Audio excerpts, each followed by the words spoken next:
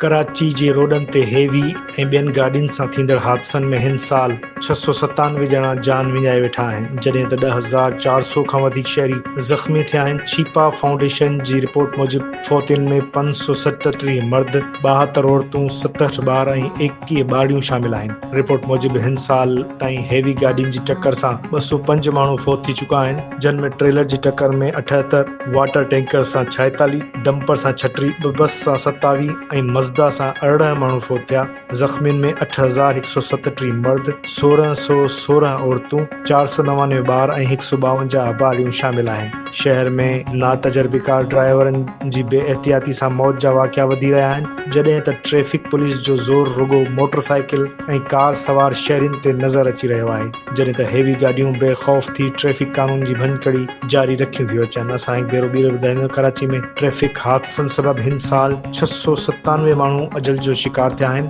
जॾहिं त 10,400 खां वधीक शहरी ज़ख़्मी पिणु थिया आहिनि।